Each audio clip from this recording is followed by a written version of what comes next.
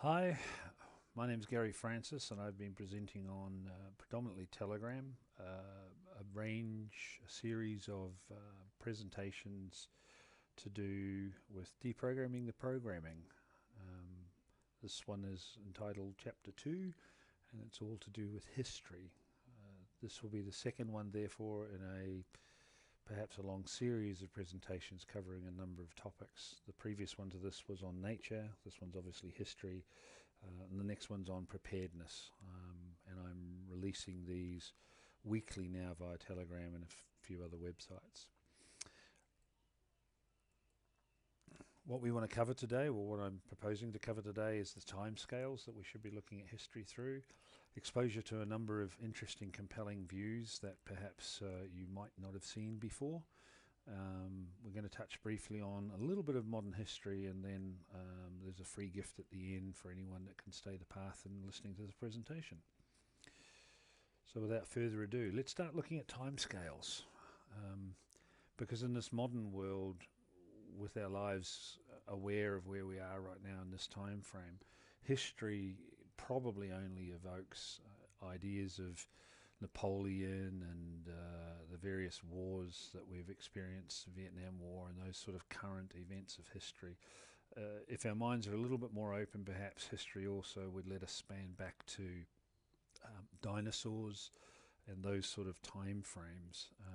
But I think it's even more fundamentally critical to really look at the history of nature around us first, just so we can grab a sort of like a balanced view of what history really is as far as scales are concerned. And that should bring us back to a more holistic, perhaps a more balanced view of what history should really mean to us. So our planet, our home, this place we call Earth, according to modern scientists, without trying to be too conjecturous, has been here for roughly about 4.5 billion years. These are timescales that are hard to comprehend, but again, in really fully embracing this idea of history, I think it's vitally important we start with these sort of timescales and work back from here. Um, I believe it's just important for us to acknowledge to ourselves where we're at with our view of life as we know it in the 50, 60, 70, 80, 90 years that we're actually here for, just how incredibly short that period of time is, and therefore how small our view of history really is. So by scale, according to this graphic, we would not be able to see a current span of time by scale here. You wouldn't even be able to see this line that you can see on the screen here, because the time scale of modern history, let's call it that, is so small when it's presented in scale against the 4.5 billion years of our planet. So in a number, it's a big number. There's no question of that. And if we make it relevant to our own life, and therefore with this limited view that we have, because we're alive only in this modern time for such a short period of time, you can see the kind of time spans we're talking about here. Now, I'm not suggesting that our planet could be inhabited for that 4.5 billion years. That would be naive. But in relevancy of, let's say, an average lifespan of 80 years, clearly our view of history, if it only spans back 3, 4, 5, 10,000 years, is extremely narrow. And it's certainly my suggestion that in many cases that view of history, the very small narrow thing that we're experiencing today, has been deliberately given to us. And I think there's a number of reasons why that is the case. And these are the areas that we're going to explore as I start to work through this presentation. By scale, however, if we take our single line here and we now reduce our 7.5 billion years of our planet's existence, and we start looking at it at a universal time scale, the numbers get bigger.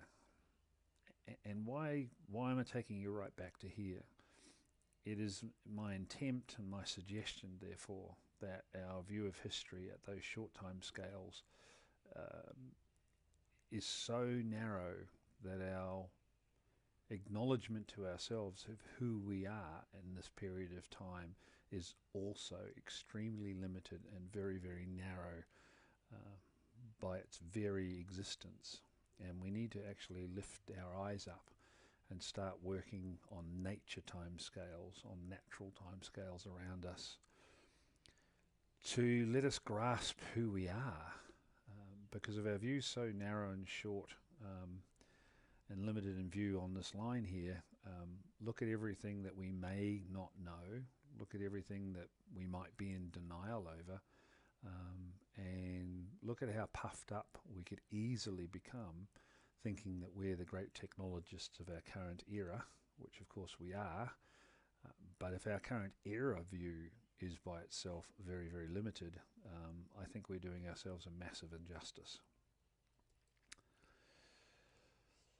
So at this time scale, if we could see the line here, and we made the line 135,000 years or 100,000 years deep, again, from the fidelity of the screen through this video that you're watching, you would not be able to see this line.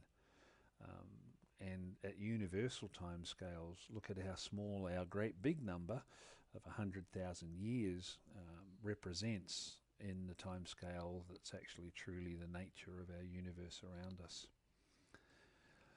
So the other acceptance, therefore, if this is true, these time scales are true, then it's indeed true then that our planet hasn't been here for an incredibly long period of time. This thing that we take for granted that we're all living on and sharing physically just didn't exist for the bulk of the time scales that are around us at a universal level. And as we're about to explore in the next slide, our current view, today's technologically driven view of our history, only spans back some 650 million years. I would also suggest, therefore, that when we're trying to qualify those 650 million years, that there's probably a lot more that we don't know than we actually truly do. In fact, I think it would be absurd to consider anything else to actually be the truth. So let's start bringing forward now and chunking down a little bit into what I would call more modern history, starting at this view of 650 million years. But just before we get there, what are we talking about here with these big numbers and short periods of time? And I did endeavour to do the mathematics to actually put some relevant numbers on this thing, but I decided that this was perhaps more compelling. If we were looking at a clock of 24 hours, and we're looking at then the time scale that we've been on this planet in relation to those 24 hours, even that 650 million years would be the final vibration of the second hand, as both the big hands we're on, the 12, it would be the final vibration only, not even the movement of that second hand as it came to the dead center of 12 o'clock as well. So again, modern history, even if modern history is defined now as something that's as recent as 650 million years, is still yet only just that vibration of the second hand as it's already landed to being on midday. So keeping these in mind, I've now put the line up here just so we have a frame of reference on what we're about to see, and the relevance is that line is incredibly thin. Here is what I would say would be reasonably modern history of our planet, as defined for us by archaeologists and scientists from all over the world. And this chart here is spanning those 650 million years. I'm not here to talk whether this is right or wrong. This just appears to be sort of the modern view. And as we all know, as we dig deeper into our past and archaeologists make more discoveries, even this sort of definition may well change in the future. Interestingly, however, What we do see here is that the last 1.5 million years, this tiny little line up here, is where we're seeing now this modern era that we are actually in. And just referencing material from the web, this cave system that has what appears to be man-made construction in it, even if that structure is a fire and bones of whatever was being cooked on the fire, that goes back not 1.5 million years, but obviously not even the 10th of that 1.5 million years. The most modern view on the oldest findings for modern man only goes back, and even if this is correct, only goes back 135,000 years. The next most modern actually jumps ahead quite considerably earlier in time as well. But this cave would appear at the moment to be the oldest possible reference we've got of indeed our own history in the modern era. So if you take this 100 or 135,000 years and you start playing that against the time span of even this slide or the previous ones, we get some understanding now of actually how thin this line truly is. Now, we've sort of completed the section I wanted to present on timescales and what we really call history, therefore. And we're now going to start looking at some evidence of things that perhaps you might not have seen before. It's certainly not my intention to tell you that something is right or wrong. It's my intention with the coming slides to take you on a journey and to show you the kind of technology and the kind of things that perhaps you haven't seen before, and to discuss with you as we go through those why we aren't being taught these things, and to allow you, the listener, to actually ask yourself, what does this mean? How do I react to this? But it's important before you actually see the material that I just put some sort of context to what you're about to see.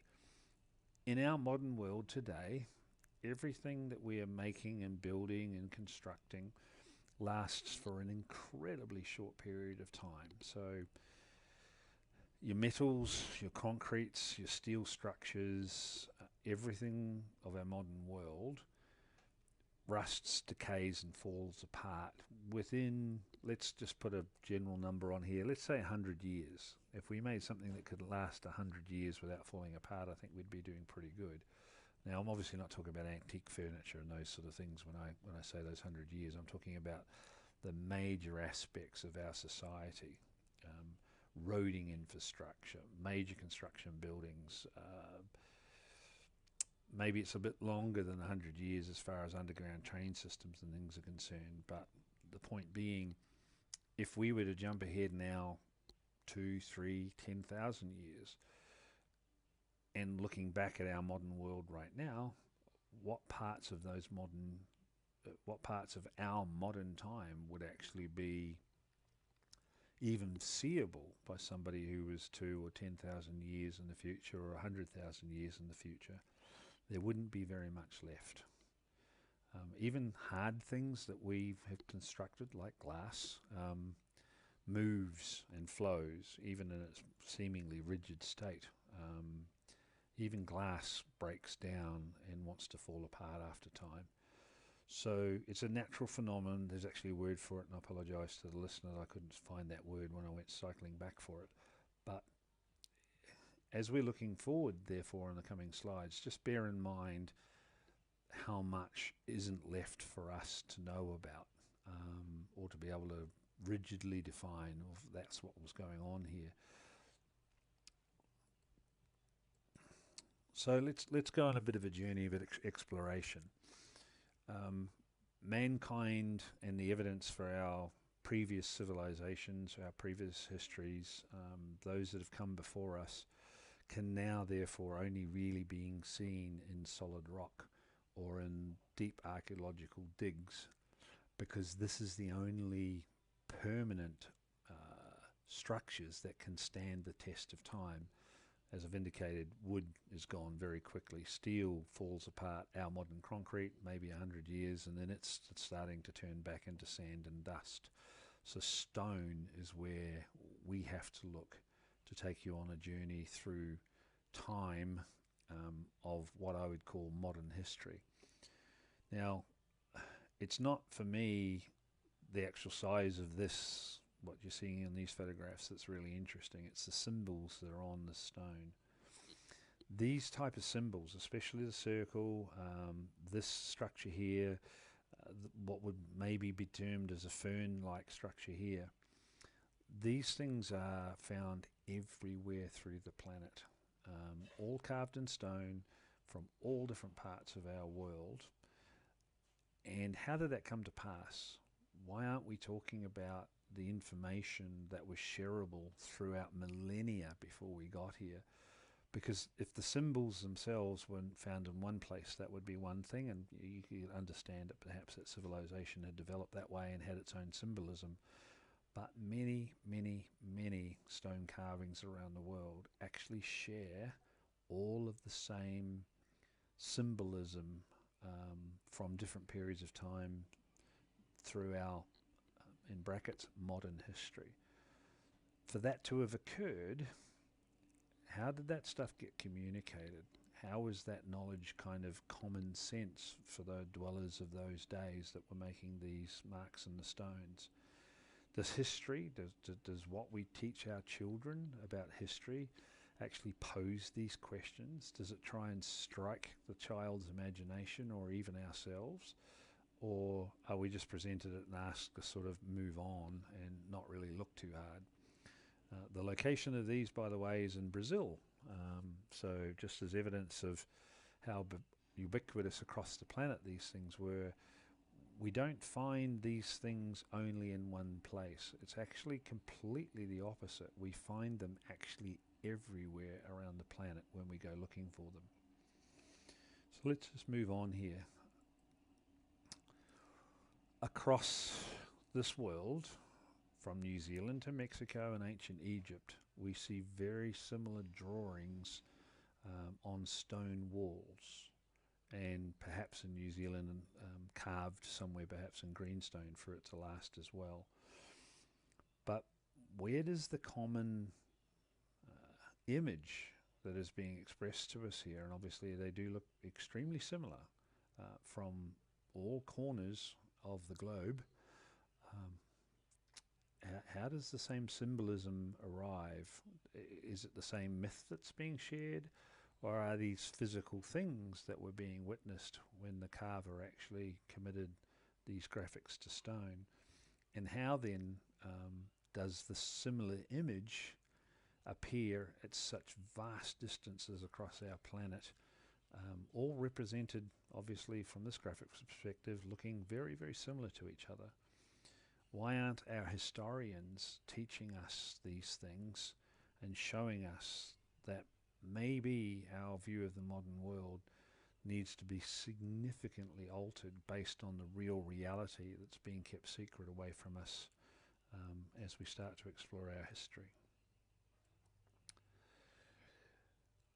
These structures I find amazing, because you've got a technology here, especially in the photograph in the top right, that comes to us from Armenia, of a civilization that not only obviously had conquered its requirements for food, water and shelter, but it also was sophisticated enough to understand the laws of physics and engineering to actually create these sort of structure. And they obviously had a quality of life such that they could afford themselves this sort of luxury to create these amazing structures in Armenia. Why aren't we being taught about the kind of time frames that these buildings or these structures take to create, and the kind of technology it would actually take to create such structures? Because obviously we're talking about hundreds of tons of the removal of solid stone in a very, very disciplined, very well thought out, planned way before anybody went into this solid rock and started to carve this, these structures. Why aren't our historians teaching us about the depth of knowledge that was available to these civilizations from so long ago? If we continue our little exploration around the world, we find indeed that amazing structures are everywhere.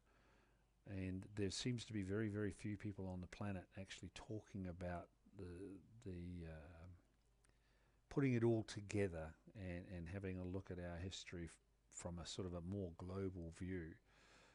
And indeed, the effort we're putting in to teach our children these things almost seems criminal to me.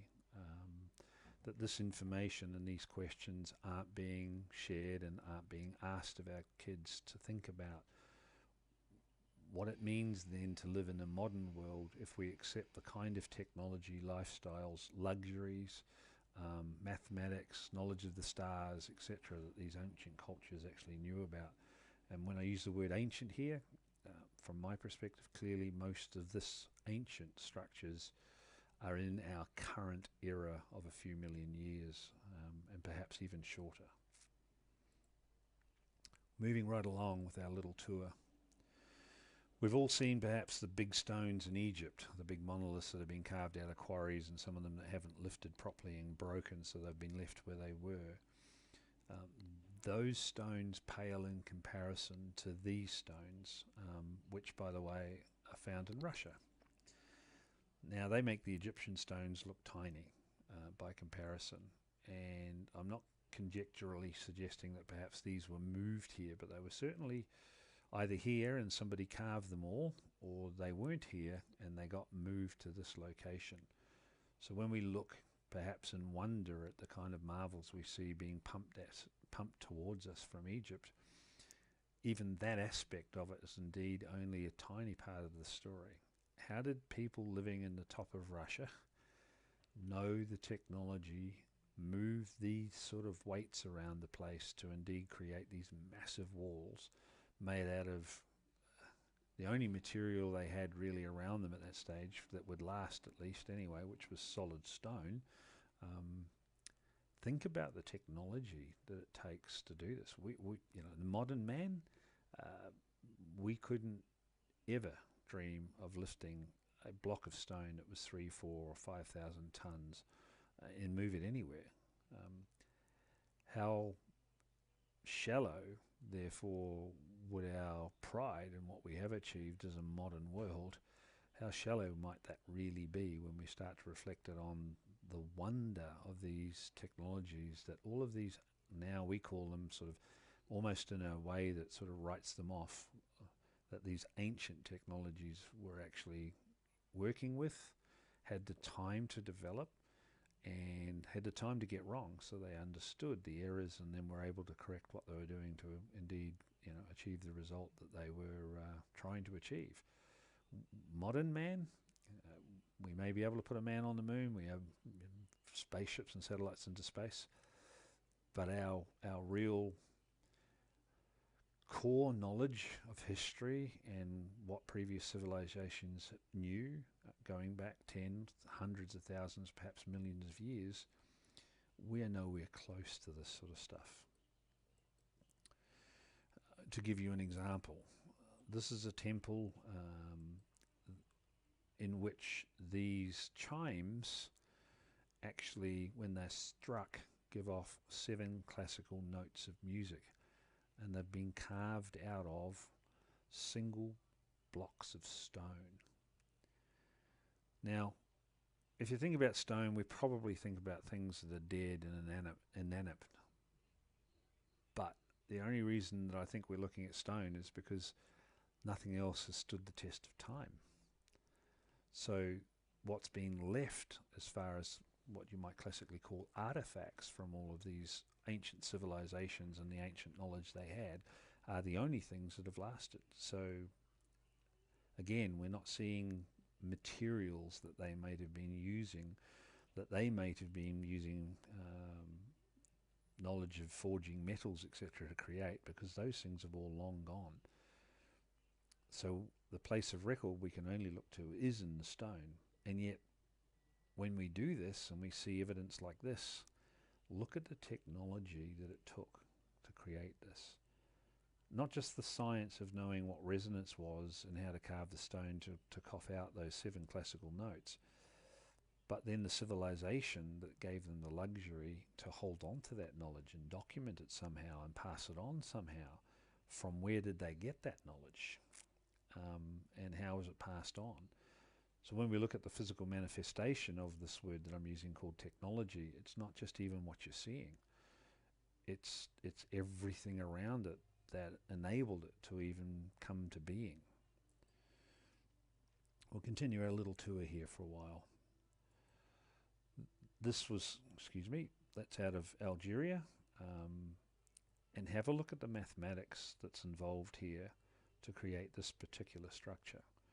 The intricacy of the carved stone, the locking of that stone together using these little dowel pieces here, the structure that was used to lock the stones together. This is not a technology of people who didn't know what they're doing. This is not random construction. To put a structure together like this, even your ground, your sub-base knowledge, to know that when you put it on this particular part of the planet, it's going to remain stable. This is not happening because someone thought it was a good idea. This is teams of people surveying vast areas of land, perhaps in some instances, looking for even the right structure to put such a building onto, let alone then having the technology to actually create it. There are more questions that arise from history, and I think the questions themselves, even if we don't have answers for them immediately, I think the questions themselves are worth asking, because they tell us more about ourselves if we keep an open mind to perhaps what some of the answers could be.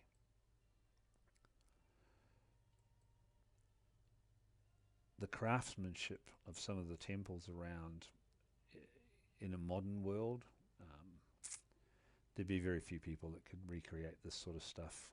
The beauty, the mathematics it takes, the geometry to lay it all out. And as we all know, a lot of the temples and places of worship around the world were astrologically aligned in ways that only us, we think that we're the only ones that really knew about, aligning to stars and the nature of history around us. Yet when we look at the mysteries and the clues that perhaps aren't in plain sight in some of these things, and we look to how they were laid out, the civilizations that were creating these things were at least our equal, if not significantly superior to our knowledge in many ways.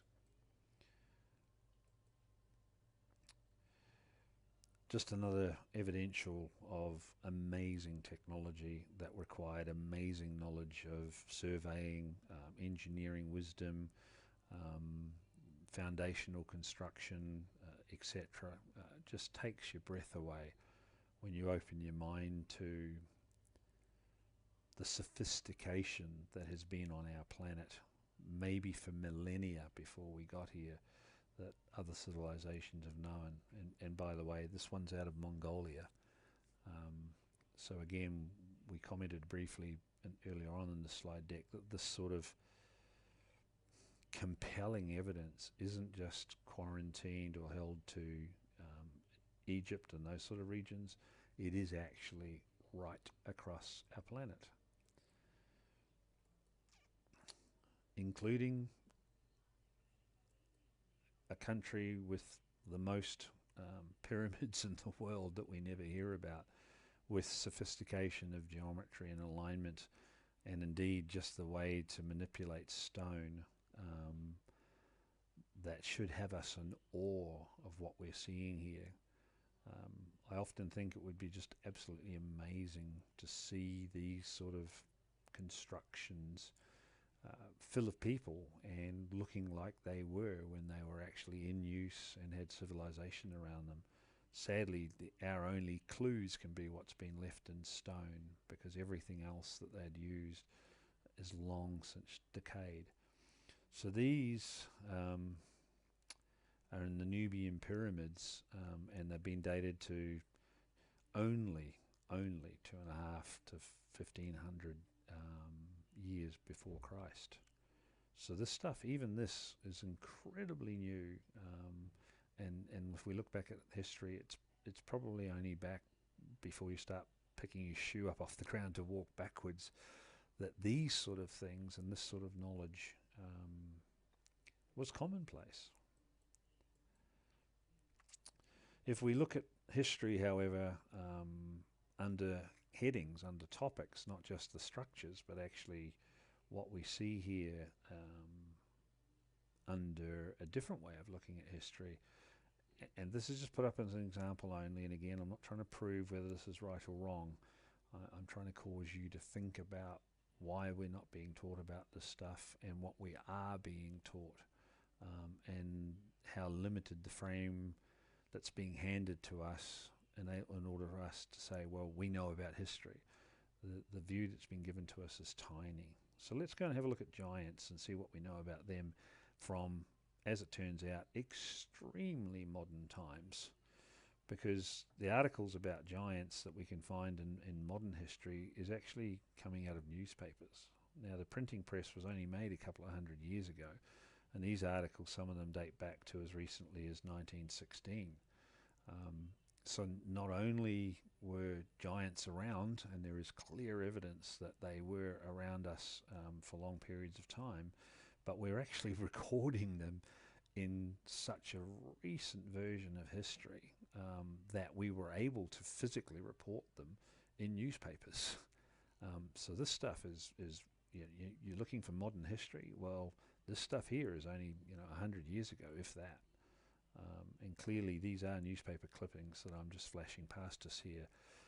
How could we then deny that there were giants around on our planet that we know nothing about, that we're not being taught about, that our children aren't being asked to ask themselves questions through about previous times in history?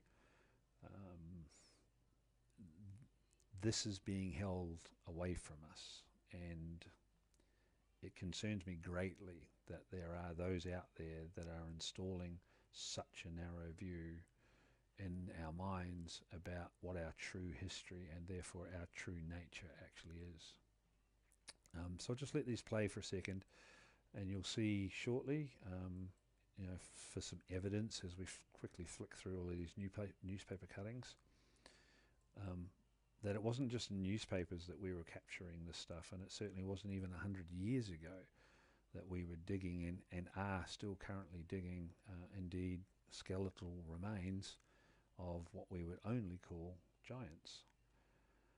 Now, bones can last for an incredibly long period of time, so dating these things, even with carbon dating, it would be very interesting to go through and actually see from which periods of our history these skeletons were laid down. But what does that speak to us about the current 6 foot high, 5.8 foot high man being all puffed up about being the superior being on the planet just by size alone? Let's hold ourselves in some sort of relevancy here as to what our planet's actually supported in a way of life before we got here. Why aren't we being taught about these things? Why aren't we being shown about them? Why aren't the questions that are coming to us those that perhaps remain unanswered, but nevertheless are worth holding for consideration to what this tells us about ourselves? So giants is one thing. Cuts in granite. I mean, granite and stone, this is not the stuff of chalk and talcum powder. These things are hard. Manipulating stone, even if we look at the 3,000, 4,000, 5,000 ton blocks in Russia and in Egypt, manipulating stone is, as we all know, in the modern world, is not for the faint of heart. Yet when these animations play in front of us right now, let's take a look at the technology that was used to create smooth surfaces in solid stone, to create cuts in solid rock as though a saw has been run through that rock.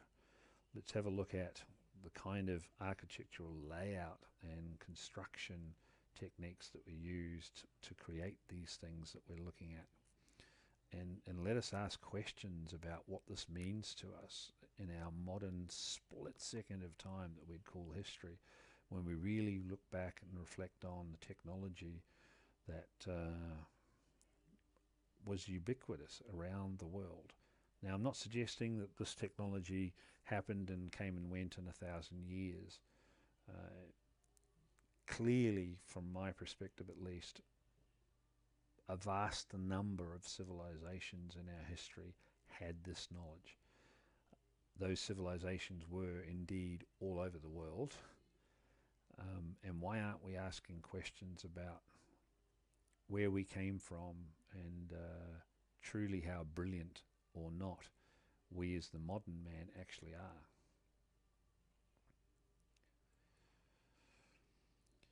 How do you shape solid rock to the point where you can put a rule on it and get completely 90 degrees with no gap underneath it?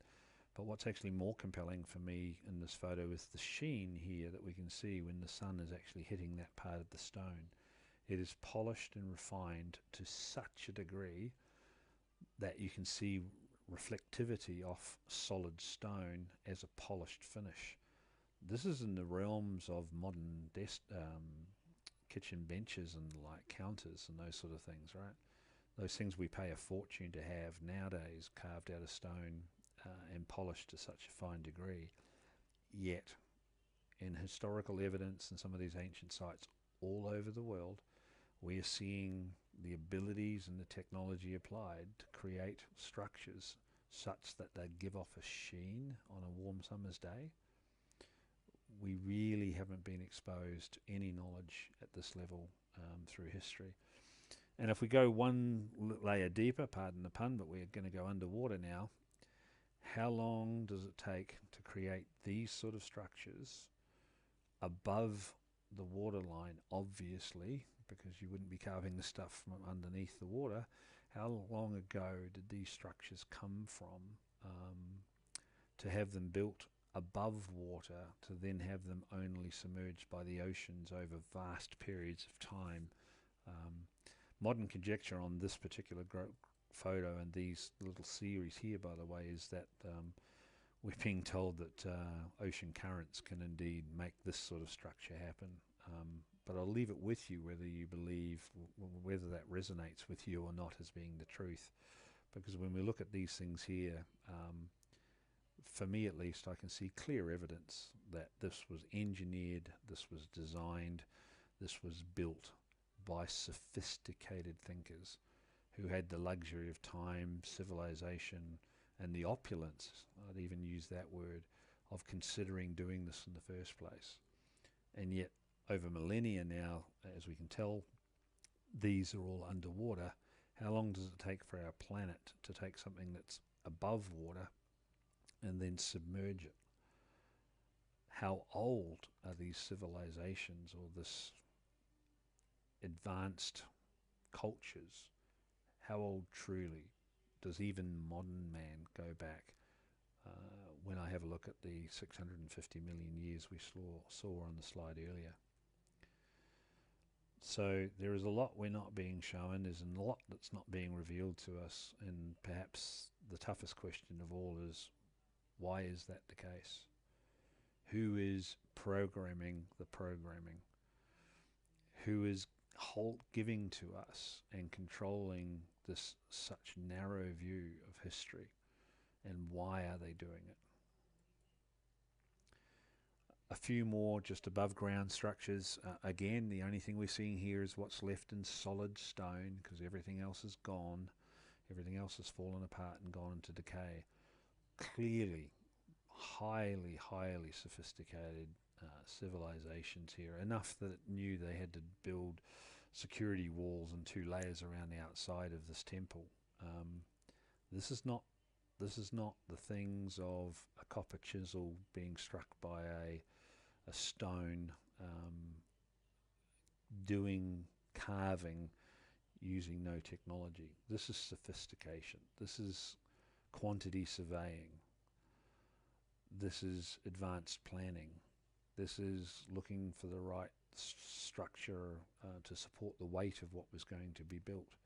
This is holding a vision of what was going to be built once this location was found, and the ability of luxury of civilization, food, water, etc., that gave themselves, that afforded themselves the time to actually make this stuff.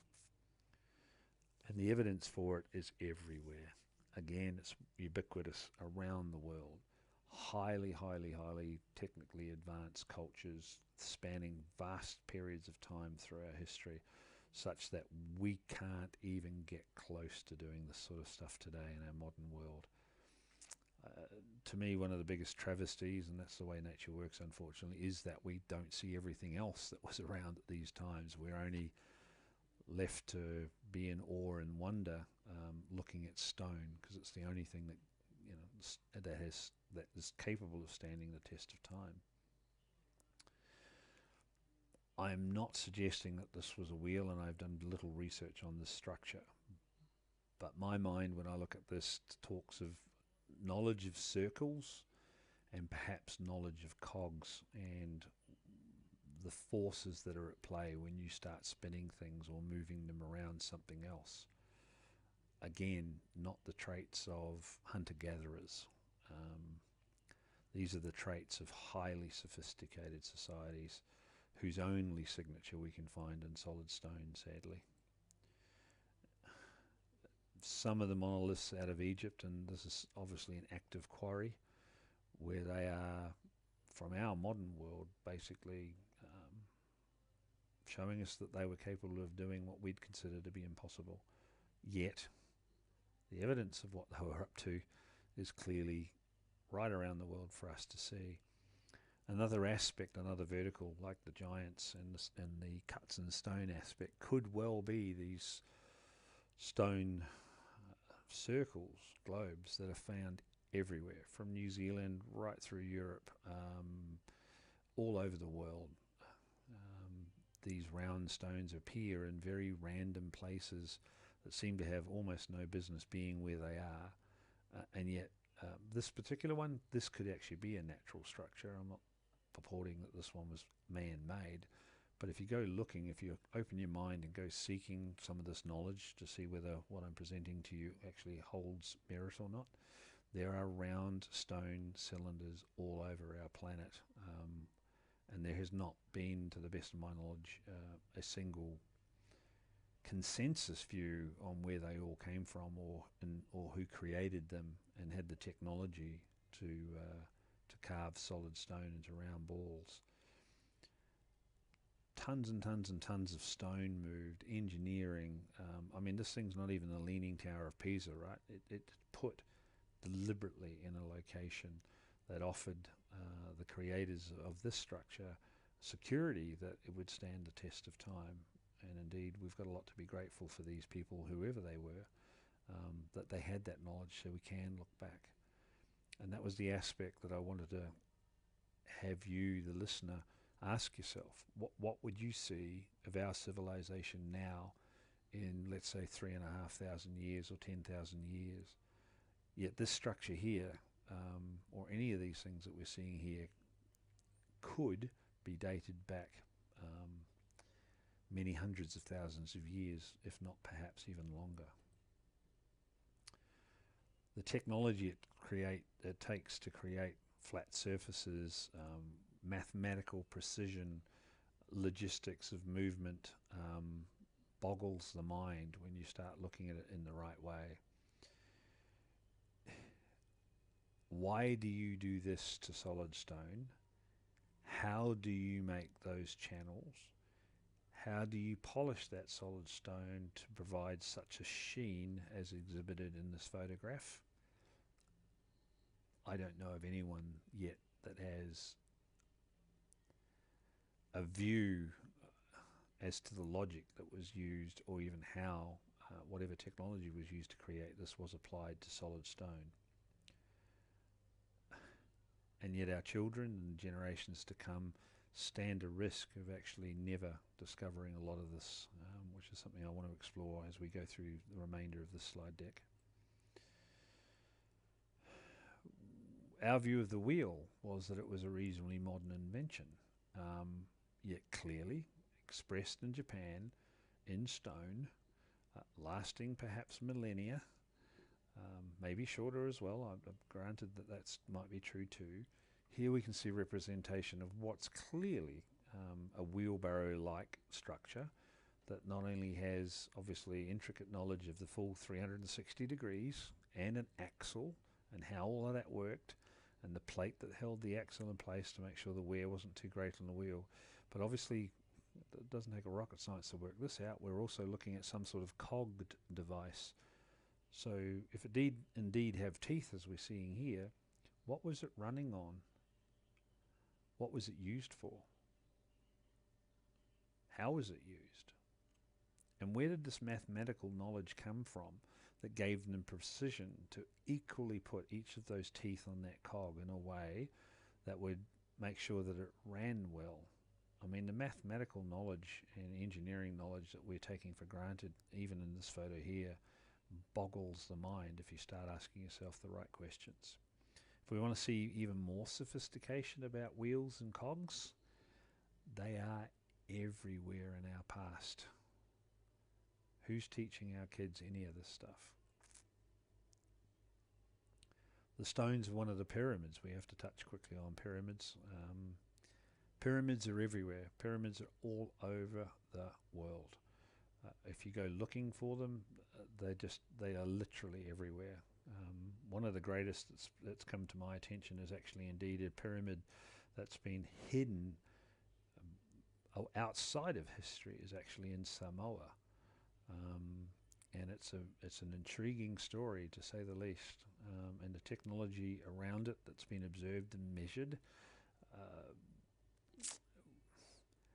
destroys the modern narrative about pyramids. So if you've got an inquisitive mind and you want to sort of open up to what our real history might be, then maybe going looking at the pyramids around the world, and particularly the one in Samoa, might be of great interest to you.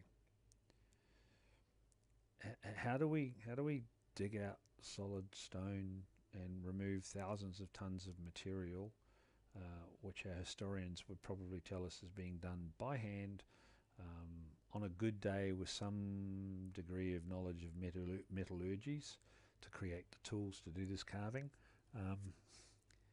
We don't have the machinery today that could do this stuff fast. Modern pneumatics and everything else aside, it would still take us a vast investment in time, technology and money to create these structures. And yet here we are seeing technology dating back thousands of years where, I'll use the term, and perhaps it's a little incorrect, but where perhaps it was common knowledge about how to actually do these things and create such amazing structures. Again, we see another great big monolith in the quarry. This was happening all over the world. We had this technology shared. It was ubiquitous everywhere. And when the civilization got rich enough of its own resources, it had the time to create all of these sort of structures. This is not a single civilization. This is not an isolated case of knowledge. This is knowledge that has spanned maybe hundreds of thousands of years of our history, maybe millions. And it was held, I've used the term before, but it was held perhaps as common knowledge to those civilizations. Certainly not everyone was a quantity surveyor. Not everyone had the engineering skills of cutting the stone. But to the specialists that were afforded that luxury in these civilizations, I'd put it to you, they had the time and they excelled. Channels that were done for engineering reasons that we can only guess of. This photo comes to us from Petra. Petra was so sophisticated that they were channeling and controlling the water flows to make Petra even viable, with water channels that are tens of miles long. I forget the actual number of the amount of waterway if you've spanned it, but I think it's well over 100 miles, if not more, of water channeling technology used to make Petra what it was. So much so that if you lived at Petra in those times, and perhaps it was for the more affluent in society, whatever that meant, they had a day spa in the hills above Petra where you could go and literally go to a health spa whilst looking down on the actual whole city of Petra. This is not the realms of people who didn't know what they were doing. This is the realms of mathematics, geometry, calculations, how water works, how water could be filtered to maintain it, regardless of where it was being caught from. By the time the water got to Petra, it was clean, pure water without bacteria and sediment in it. This is sophistication. This is actually longevity that would outspan, and indeed has already outspanned, any of our modern piping and plumbing systems we're using today. And yet no one's exposing any of this stuff to our children. This particular graphic fascinates me.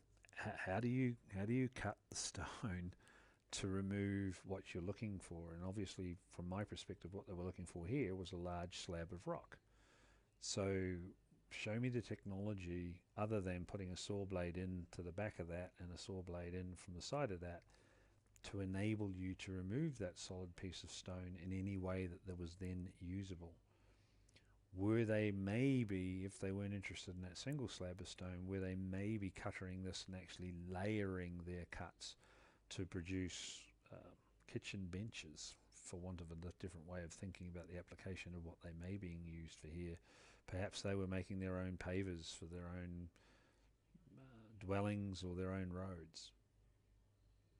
But I can't think of too much technology in the modern world that could be used in such a way as this. And yet we hold ourselves at lofty heights saying, we've conquered our world. More of the round stones, these are everywhere around the planet, varying in sizes from sort of hand size to many, many tons. And no one, again, is teaching anybody about these sort of truths around us from our histories. If we look at some of the engineering of some of the diagrams we've seen, this stuff should hold us in awe. And in reflection to that, from where we are as modern man today, we don't come close. We may have seen some holes like this before in some of the ancient photos that have been taken around Egypt. These come from Norway. So do I use the word drill when you're looking at the rifling here that's been created and the mathematic it takes to make that sort of rifling be even throughout the hole? I find it extremely hard to believe that this is the work of hand tools. To get this so mathematically correct, to get the twist in this rifling looking like it is, I have no idea how you could do this with any sort of hand device or hand appliance if you didn't indeed have mechanical machinery of some type to provide you the luxury of being able to do these sort of carvings in solid stone. We're almost to the end of the examples, by the way. If you look at this from one view, you could say these were carved into solid stone, so you could maybe give yourself the luxury of saying it wasn't cart tracks impressed upon soft ground that then spent millennia turning itself into solid rock. And no, I haven't done a lot of research on this particular photograph and what it is expressing, but from a first glance perspective, do we see wheel carts tracks that were put into stone or put into soft sandstone at some stage that over millennia then turned itself under great pressure perhaps into solid stone? Again, look at the programming that's been given to us from the modern view of history and how far back we aren't looking, and the lessons therefore that are being held away from us from this really ancient technology and the wisdom and the mathematics and the knowledge that these ancient sites around the world could really avail from us if we knew they were there. Again, one to do with the sheen on the stone more than just the purity or perfection of the actual mathematic design of whatever this is. Have a look at the finish to the stone itself. It looks like it's actually just been freshly painted with some sort of lacquer or resin. But that's actually common knowledge of how to get the stone to that level of refinement. Boggles the mind.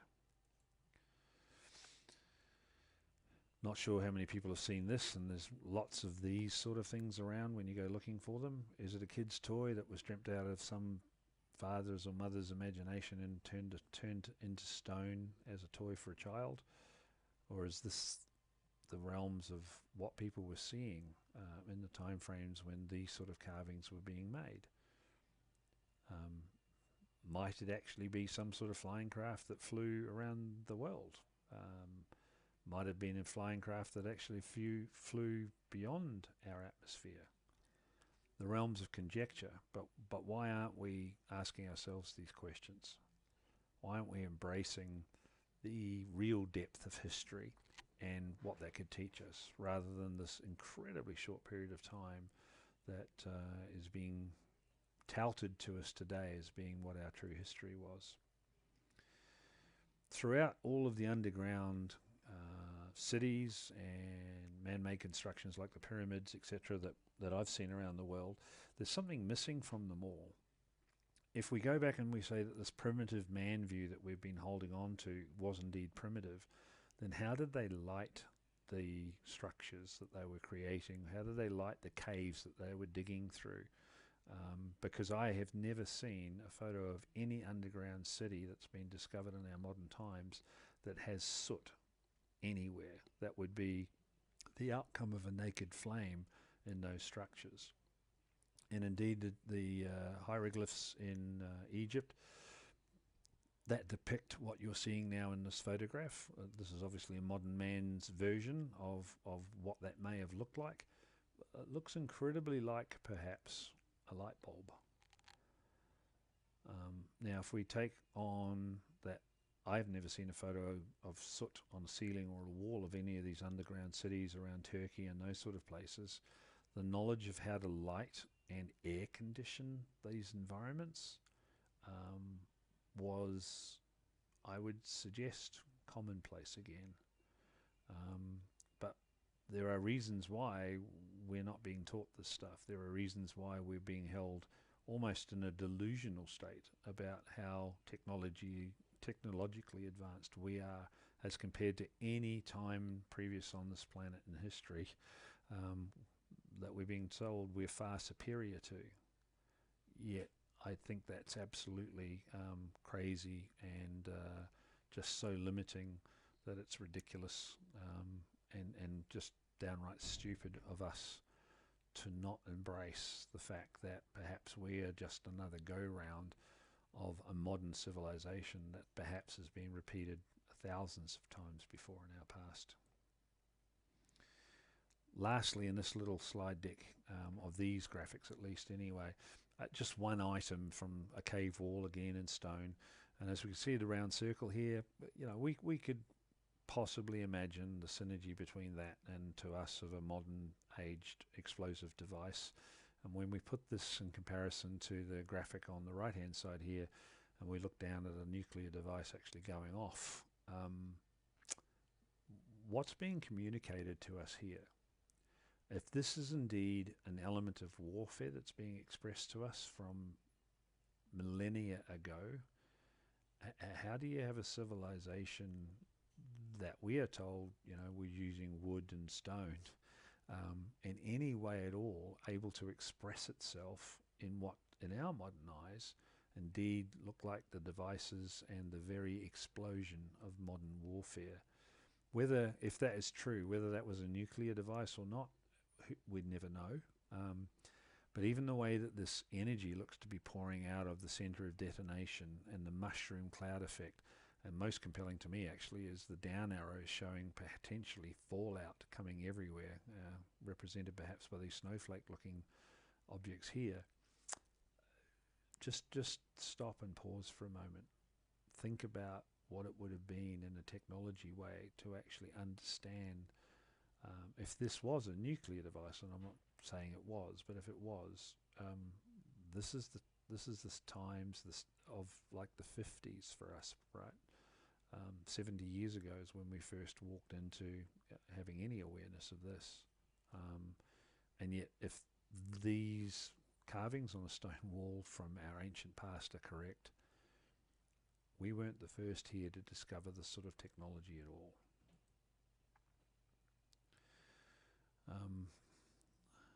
Who knew that the ancients were performing effectively brain or skull surgery. Here we see obviously a metal plate being inserted into some poor soul's skull to prepare horrendous damage, perhaps from a fall or from a battlefield.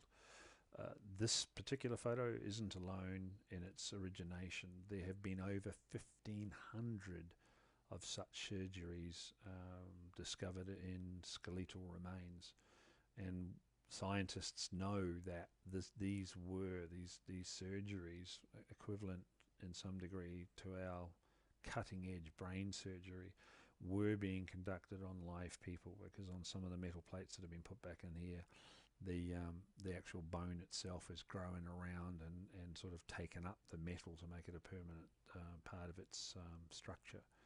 So who had this knowledge? How was it discovered? Who went through obviously the path of discovery that they could do this and preserve the sufferer's life through the application of this set of technology? Boggles the mind. It can be my only reply. And yet, why isn't this stuff being taught? This is the realms of the last 20, 30 years only on our planet that we have, beaten our chest and said, look how technologically advanced we are. Yet, here are real photographs of this stuff being done hundreds and thousands, tens of thousands, maybe hundreds of thousands, if not longer, time periods ago, where this was, like it is today, kind of common knowledge. Yes, only conducted by specialists, agreed, but they knew the application of this stuff, and they didn't know it in isolation. So we're just going to move into the kind of last sections of this presentation. There are more elements to our history that we're not being told than I could possibly cover in 2 or 3 lifetimes. But what I've tried to show you is we should be asking ourselves these questions. We should be learning as much as we possibly can from those that have come before us. Vimanas, for those that don't know, are very, very well captured in word descriptions from the ancient Vedic texts of enormous battles in the sky by these huge flying machines, and they're being captured in physical record very, very clearly and in very, very detailed ways. Why isn't this stuff being taught to us? You could spend a lifetime indeed just even looking at some of the ancient maps, because a lot of the ancient maps that have been discovered actually show aerial views of areas that previously were thought never to exist. So how did man either sail around those areas, as for instance the Arctic, or how did man or the person who created those maps get that elevated view of our planet from as though they were in the sky? Not discussed. So here's another consideration. We're kind of done with showing you the evidence now. I just want to reframe it and put it back into these timescales for us as we finish off this presentation. Here's my big question that kind of makes this timescale relevant.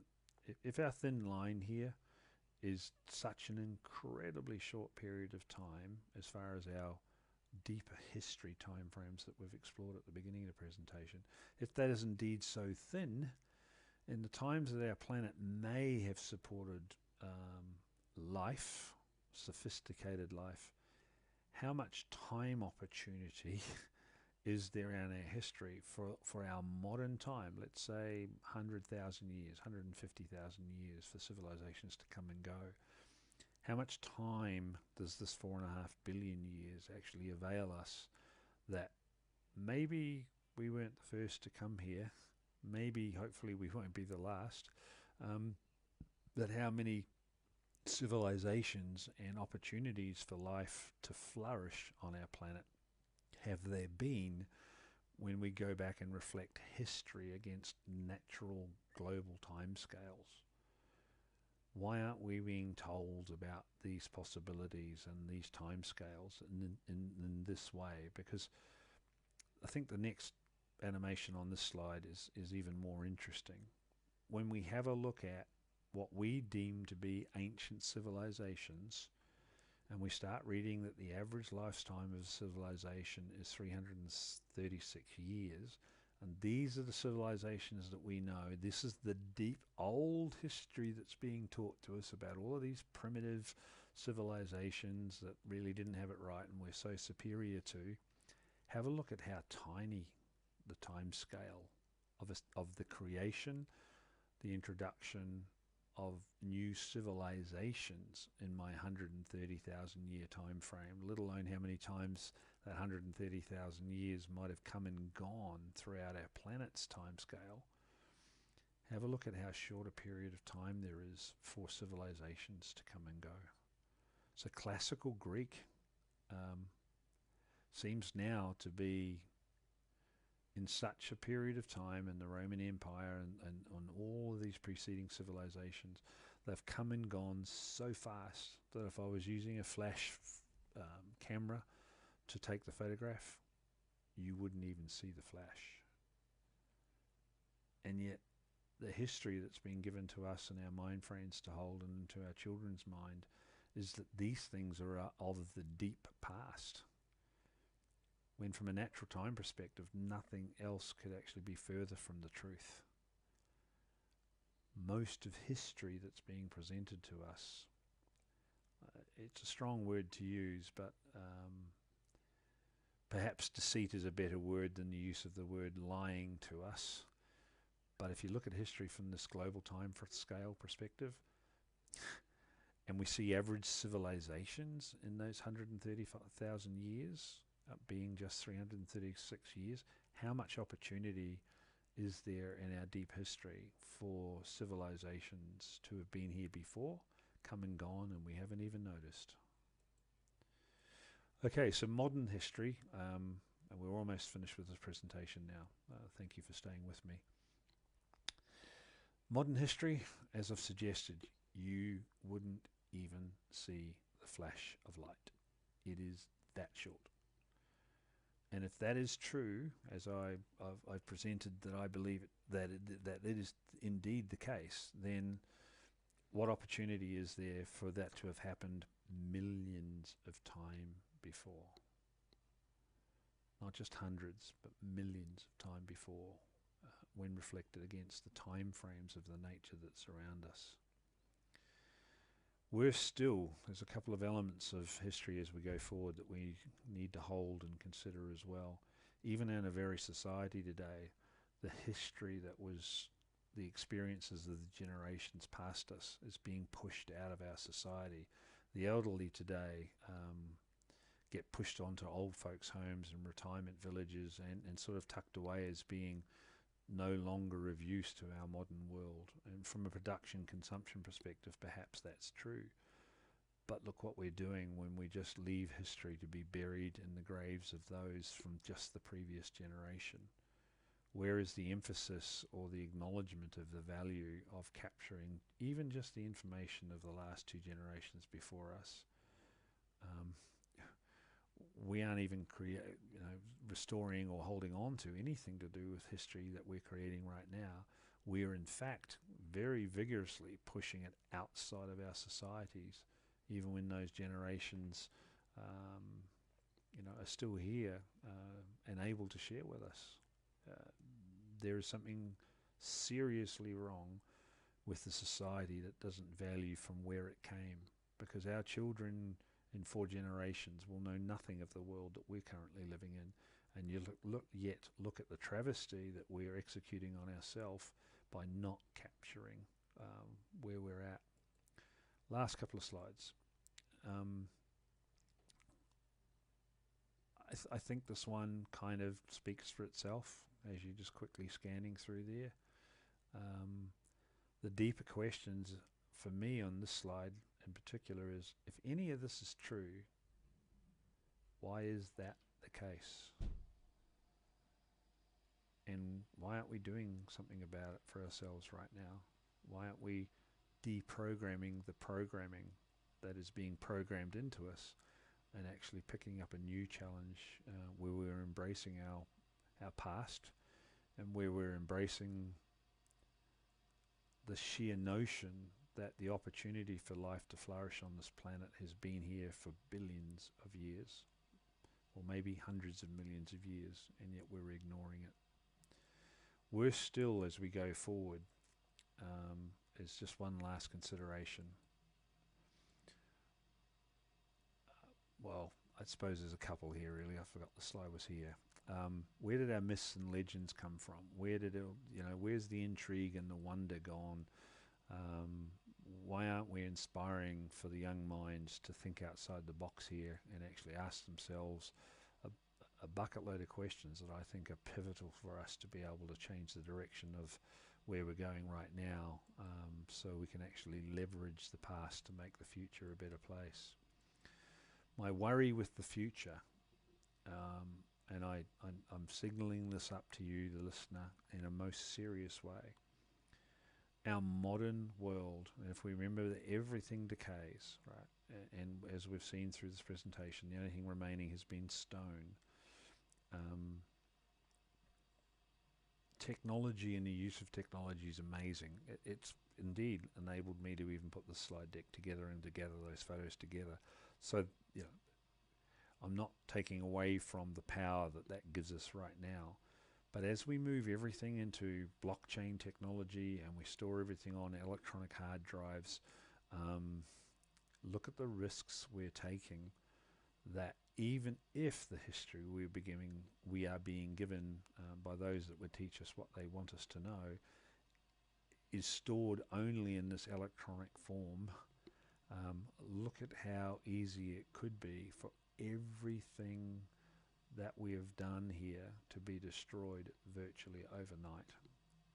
I mean, those that know about the Library of Alexandria and the burning down of that great resource that was there, we are so intelligent that we have created almost the perfect storm that would make the Library of Alexandria's travesty seem but a campfire as compared to the bushfire that we'd have to experience if we remain locked into storing all of our history only in electronic media.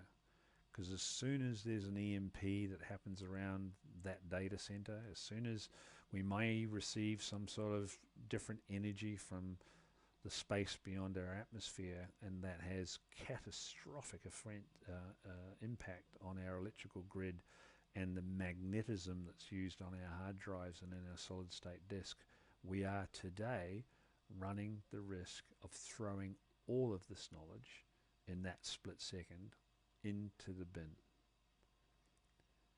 Is that the traits? Is this the behavior of a modern, sophisticated society that is cherishing its past?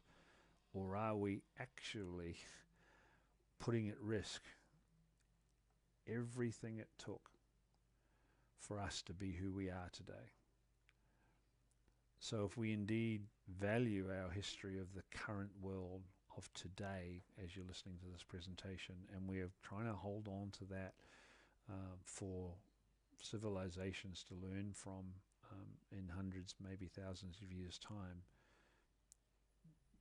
we are playing Russian roulette by allowing everything to only being stored in an electronic form. Do I have a better answer for that long-term storage? Clearly, looking back now, the only thing that we've seen that lasts the test of time is stone. So I don't have a good answer for how else we might secure our past for the future generations to build from, standing on top of our shoulders. But I am very clearly suggesting that as everything moves into a cloud, everything moves into the Internet of Things, everything moves into the blockchain, we are making some incredibly naive decisions when we are saying we have a single point of failure and we will put at risk all of our history and all of the history as we move forward into the future into that environment. That seems like the behavior of madmen, frankly. And why aren't we then putting emphasis to try and mitigate that risk? No, we're just blindly being told that computers and technology and IT and telecommunications is everything. Yet if you look at it this way, when the sun does breathe and fire electromagnetic storms such that it strikes the surface of our planet, we are running the risk right now today of losing every electronic stored artifact that was in existence for us to even be here at this period of time. To me, this is the realms of insanity. Last slide of this presentation. In Telegram, there is a channel called Pathways to Resonance, from which I'm the author of that channel. I spent about 8 or 10 years, 12 years putting together some of those photos that you've had flashed up in front of you today. I have uploaded that entire library into a file called Interesting History Related JPEG.RAR. It contains more than 3,500 photos. But what I did over that period of time when I created that entire library is I also captured the text describing what the photos are expressing to you. So if you are interested in being exposed to these questions and you want to see evidence which will cause you to start asking those questions, please feel free to come to the channel Pathways to Resonance in Telegram and download for yourself and just explore that in your own time, this file called Interesting History Related JPEG.RAR. Thank you for your time for listening. I hope it's been informative to you. I hope I've helped you start to ask yourself better questions.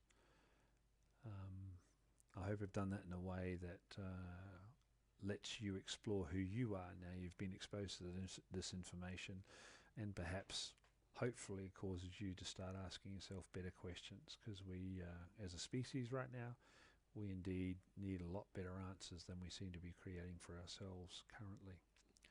Thank you very much for your time.